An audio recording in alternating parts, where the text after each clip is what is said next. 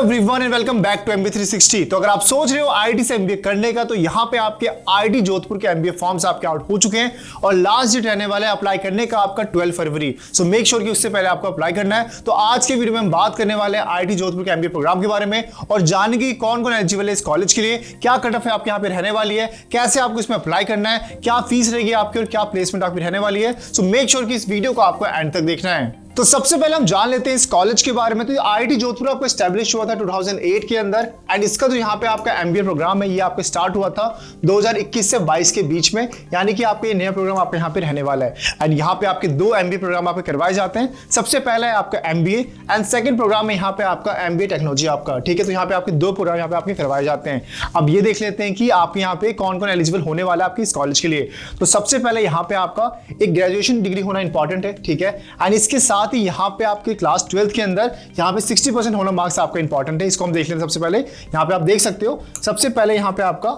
Graduation certificate and second आपको यहाँ पे 60% मार्क्स होना इंपॉर्टेंट है अगर आप जनरल, ओबीसी एंड ईडब्ल्यूएस से आते हो, ठीक है। एंड इसके साथ ही अगर आपका सीजीपीए में काउंट होता है तो आप यहाँ पे 6 सीजीपीए आपका लाना इंपॉर्टेंट है आपका, ठीक है। ये चीज होगी आपकी यहाँ पे कि इससे आप एलिजिबल हो पाओगे इस कॉलेज के लिए। लेकिन उससे पहले आप समझ लो, यहाँ पे जो आपके दो प्रोग्राम आपके करवाए जाते हैं इसको आपको समझना है। यहाँ पे आप देख सकते हो कि सबसे पहले यहाँ पे आपका फर्स्ट ईयर के अंदर जो आपका एमबीए प्रोग्राम होगा ये सभी बच्चों के लिए कॉमन होने वाला है, चाहे आप एमबीए करो या फिर एमबीए टेक्नोलॉजी करो आप यहाँ पे। लेकिन सेकंड ईयर में आपके पास ऑप्शन आने वाला है कि आपको चूज क्या करना है, ठीक है। आप फर्स्ट ईयर में जो भी आपने डिसिप्लिन पढ़ा होगा अपने फर्स्ट ईयर के अंदर कॉलेज के अंदर, उसके बाद आपके पास ऑप्शन दिया जाएगा कि या तो आप एमबीए आगे कंटिन्यू करो, ठीक है, या तो दूसरा आपके पास जो दूसरा प्रोग्राम है आपका एमबीए टेक्नोलॉजी का वो आप यहाँ पे चूज कर सकते हो अपने इंटरेस्ट के अकॉर्डिंग यहाँ पे। तो ये ऑप्शन आपको वहाँ पे दिया जाएगा। सेकेंड चीज यहाँ पे एक अच्छी चीज ये है आपके पास, यहाँ पे आपको ये अच्छे से समझना है कि अगर आप चाहते हो सेकंड ईयर अपने फॉरेन में करने के लिए तो इनका टाइप से यहाँ पे आपकी फॉरेन यूनिवर्सिटी के साथ में यूएसए के अंदर, तो वहां से भी आप अपना एमबीए कंप्लीट कर सकते हो। तो इससे आपको यहाँ पे इंटरनेशनल डुअल डिग्री का आपको यहाँ पे डिग्री मिलने वाला है, 1 ईयर इंडिया का एंड 1 ईयर आपका फॉरेन का। एंड इसके लिए जब आप पार्टनर यूनिवर्सिटी में जाओगे तो आपको मैं लिंक दे दूंगा, वहां जाकर आप चेक कर सकते हो कौन कौन सी यूनिवर्सिटी में आप अप्लाई कर पाओगे सेकंड ईयर के अंदर। तो उसका लिंक यहाँ पे आपको डिस्क्रिप्शन बॉक्स में आपको डाल दूंगा। बाकी आप देख सकते हो बीस को जब बात करोगे बाहर के आपके, तो यूएसए के अंदर आपको यहाँ पे ये देख लो ब्रांडीज इंटरनेशनल बिजनेस स्कूल है आपका। इसके अलावा यहाँ पे आपका यह सनी एल्बनी बिजनेस स्कूल है आपका। तो ये सारे आपके पास ऑप्शन रहने वाले हैं। बाकी पूरी लिस्ट मैंने यहाँ पे आपको डिस्क्रिप्शन बॉक्स के अंदर आपको डाल दिए, वहां जाकर आप चेक कर सकते हो, ठीक है। अब वापस आते हैं कि आखिर और कौन एलिजिबल होने वाले हैं इस कॉलेज के लिए। तो यहाँ पे आप देख सकते हो कि यहाँ पे सबसे पहले आपका अगर आपके पास कैटेगरी सर्टिफिकेट है, ठीक है, तो आपको यहाँ पे 5% का आपको रिलैक्सेशन मिलने वाला है अगर आप एससी, एसटी या फिर पीडब्ल्यूडी से आते हो। ये तो हो गया आपके लिए। इसके साथ ही यहाँ पे आपको एलिजिबल होने के लिए आपके पास एक वैलिड कैट स्कोर का होना इंपॉर्टेंट है जो आपने 2025 में कैट का एग्जाम दिया हो, ठीक है। तो ये चीज करने के बाद यहाँ पे आप एलिजिबल हो पाओगे। अब बात करते हैं सबसे इंपॉर्टेंट स्टेप का आपका कि आखिर यहाँ पे आपका एडमिशन प्रोसेस क्या रहने वाला है। तो सबसे पहले आपको इनिशियल शॉर्टलिस्टिंग के लिए यहाँ पे आपका क्या क्या काउंट किया जाएगा, ठीक है, उस पर बात करते हैं। तो सबसे पहले यहाँ पे आपका कैट का ओवरऑल यहाँ पे स्केल्ड स्कोर, ठीक है, ये आपको ध्यान रखना है। यहाँ पे स्केल्ड स्कोर यहाँ पे आपको लिया जाएगा। सेकंड यहाँ पे आपका वर्क एक्सपीरियंस, ठीक है, जो आपने फुल टाइम किया होगा वो आपको काउंट किया जाएगा। एंड इसके बाद यहाँ पे आपका थर्ड जेंडर डाइवर्सिटी, ये तीन चीज को मिलाकर के यहाँ पे आपका इनिशियल शॉर्टलिस्टिंग आपकी की जाएगी, ठीक है। एक बार आपका अगर वो हो जाएगा, इसके बाद यहाँ पे आपके कुछ कट ऑफ से अभी हम आगे बात करेंगे उस कट ऑफ के बारे में कि आखिर मिनिमम कट ऑफ आपको कितना लेकर आना पड़ेगा कॉल के लिए। तो वो उसके बाद आपको यहाँ पे रिलीज किया जाएगा। एंड उसके बाद यहाँ पे आप देख सकते हो, यहाँ पे आपको दिख रहा होगा, ठीक है। तो अभी हमने यहाँ पे बात करी कि आपका यहाँ पे वर्क एक्सपीरियंस को काउंट किया जाएगा, लेकिन उससे पहले आप ये समझ लो कि आखिर कौन कौन से टाइप के आपके वर्क एक्सपीरियंस काउंट होने वाले हैं। सबसे पहले आपको ये समझना है, अगर आप किसी कोचिंग सेंटर में पढ़ाते हो या फिर आपका खुद का बिजनेस है, स्मॉल स्केल बिजनेस हो गया, जैसे कि आपका रिटेल स्टोर हो गया, किराना स्टोर हो गया, एनजीओ हो गया, पेट्रोल पंप हो गया, तो ये सब चीजें आपके यहाँ पे काउंट नहीं की जाएगी आपके कैट उसके अंदर वर्क एक्सपीरियंस के अंदर। इसको आपको ध्यान रखना है। इसके अलावा अगर आपने 15 दिन से कम काम किया है तो यहाँ पे आपका वर्क एक्सपीरियंस भी काउंट नहीं किया होगा। और बाई चांस अगर आपने 15 दिन से ऊपर काम किया है तो इसको आपको यहाँ पे 1 मंथ माना जाएगा, ठीक है। तो ये आपको ध्यान रखना है कि अगर आपका वर्क एक्सपीरियंस 15 दिन से कम है तो इसको आपको काउंट नहीं किया जाएगा, सिंपल सी बात है, ठीक है। इसके बाद थर्ड यहाँ पे आपको ध्यान रखना है कि experience letter in the first and last month salary slip आपकी जरूरी है यहाँ पे अगर आप अप्लाई करने वाले हो इस कॉलेज के लिए। सो मेक श्योर कि अपनी कंपनी से ये चीज आप अपने पास रख लेना, ठीक है।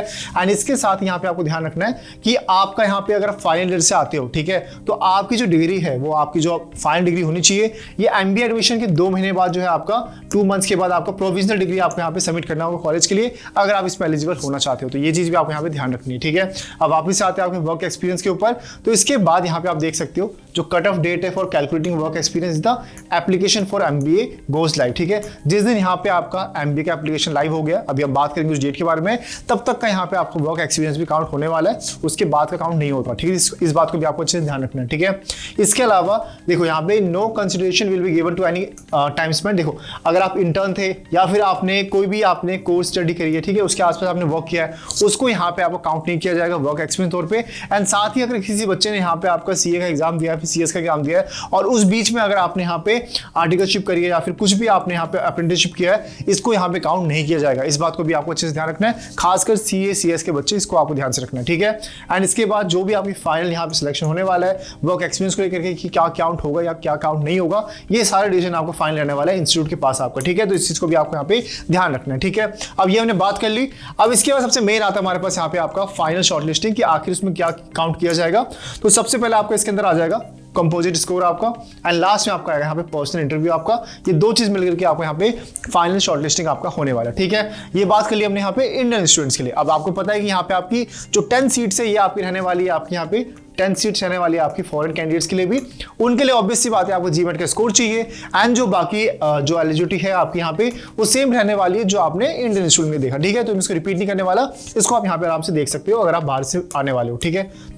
बाकी अब बात कर लेते हैं आपके यहाँ पे इंपॉर्टेंट डेट्स के बारे में। तो यहाँ पे आप देख सकते हो कि एप्लीकेशन तो आपका 13 जनवरी को आप यहाँ पे आपका आउट हो चुका है, लेकिन जो आपकी लास्ट डेट रहने वाली है अप्लाई करने के लिए, ये रहने वाली है आपके यहाँ पे 12 फरवरी आपका। एंड साथ ही यहाँ पे जो आपका टेंटेटिव जो आपके इंटरव्यू कॉल्स है, इसका शेड्यूल भी आपका आउट हो चुका है। ये आपको रिलीज हो सकता है आप यहाँ पे 10 मार्च के आसपास आपका, ठीक है। उससे आपका इंटरव्यू जो आपको स्टार्ट हो जाएगा, तो प्रिपरेशन आपको अभी से स्टार्ट कर देनी है, ठीक है। इसको आपको ध्यान रखना है। अब बात कर लेते हैं इस कॉल से कट ऑफ के लिए कि आखिर आपको यहाँ पे कॉल के लिए कितना मिनिमम आपको परसेंटाइल लेकर आना पड़ेगा। तो यहाँ पे आपको ध्यान रखना है, ये आपको एक ऐसा कॉलेज रहने वाला है, यहाँ पे आपका सेक्शनल कट ऑफ भी इंपॉर्टेंट है आपको पास करना, तो ये आपको ध्यान रखना है।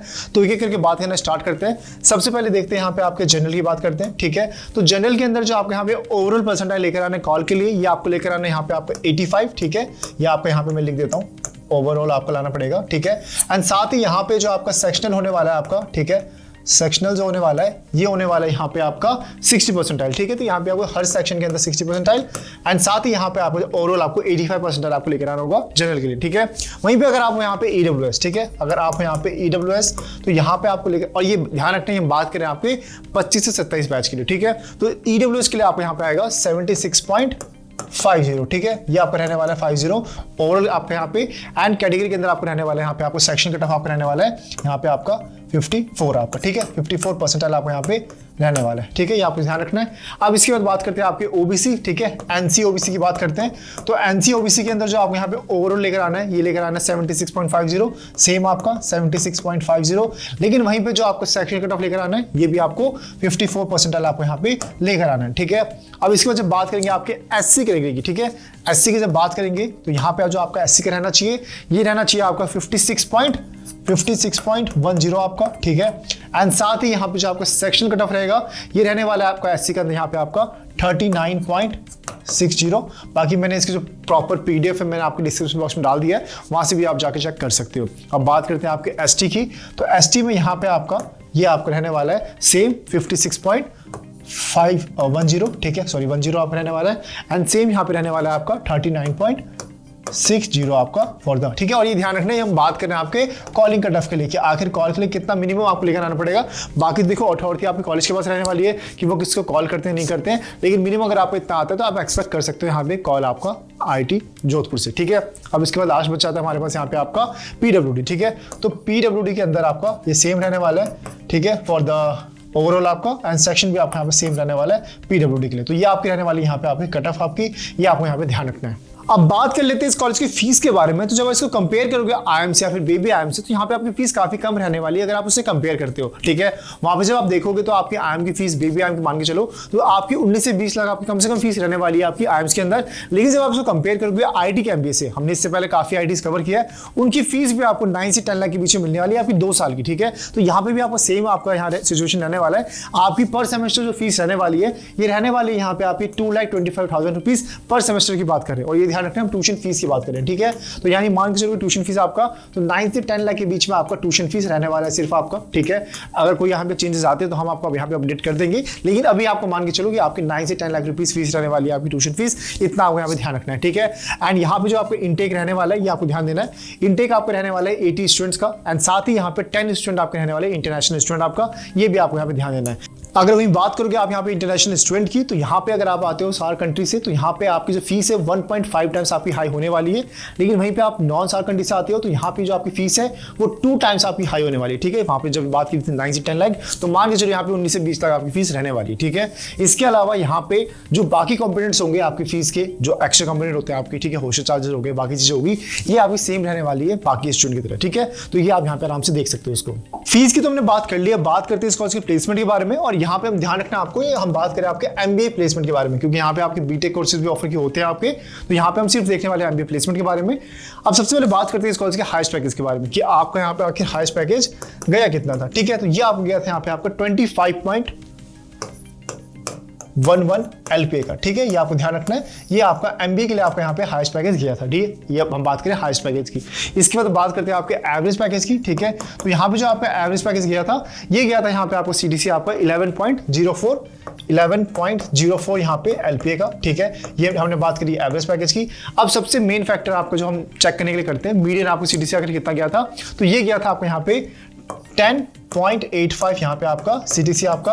ये हम बात कर रहे हैं आपके मीडियन पैकेज की, ठीक है। तो ये आपको शॉर्ट में ध्यान रखना है। सबसे पहले हमने बात करी हाईएस्ट पैकेज की, फिर बात करी एवरेज पैकेज की, फिर बात करी हमने यहाँ पे आपकी मीडियन पैकेज की, ठीक है।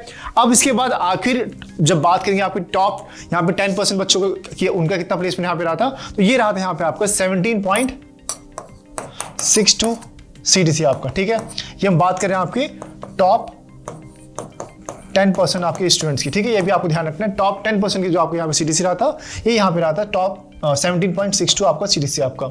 इसके बाद वहीं बात करेंगे आपकी टॉप 25% बच्चों की, तो ये गया था यहाँ पे आपका 14.65, ठीक है। ये गया था आपका 14.65 आपका, ठीक है, ठीक है। राइटिंग को थोड़ा सा यहाँ पे माफ करना। ये हम बात करें आपके टॉप 25 आपका, ठीक है।